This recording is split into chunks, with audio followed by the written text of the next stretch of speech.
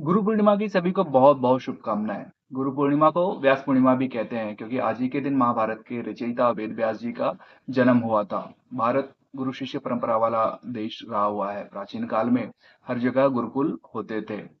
आज की शिक्षा व्यवस्था जैसी है, उससे भी कहीं अच्छी शिक्षा व्यवस्था गुरुकुल शिक्षा पद्धति में होती थी।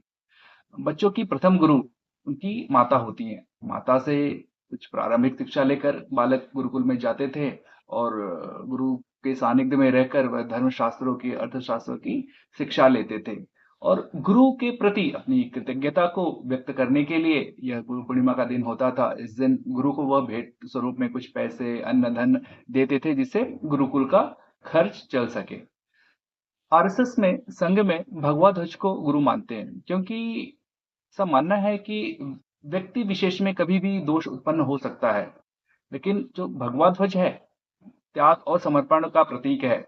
भगवा ध्वज अनादिकाल से था। हम देखेंगे कि रामायण के समय भगवान राम, महाभारत के समय भगवान श्री कृष्ण के रथों पे भी भगवा ध्वज लहराते रहता था। और 14वीं 15वीं शताब्दी में, 16वीं शताब्दी में महाराणा प्रताप, छत्रपति शिवाजी महाराज के समय भी भगवा ध्वज था और आगे भी भगवा ध्वज रहेगा। भगवा ध्वज उगते हुए सूर्य भगवान भास्कर का प्रतीक है।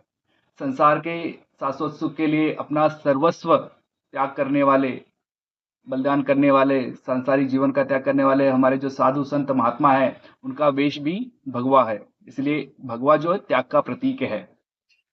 सनातन धर्म में यज्ञ का बहुत महत्व होता है। अपने जो बोलते हैं ना, सदगुण रूपी यज्ञ में अपने अहित, अनिष्ट, अयोग्य बातों का हवन करना भी यज्ञ होता है। और सहयोग में, सेवा में जीवन जीना भी एक यज्ञ होता है। यज्ञ की जो अधिष्ठाता देव है वह अग्नि है और अग्नि का प्रतीक ज्वाला है। तो ये ज्वाला भी भगवा ध्वज का ही प्रारूप है। इसीलिए संघ में भगवा ध्वज को गुरु मानते हैं क्योंकि भगवा ध्वज अनादिकाल से था और अनंत काल तक रहेगा। धन्यवाद। जय सिया राम।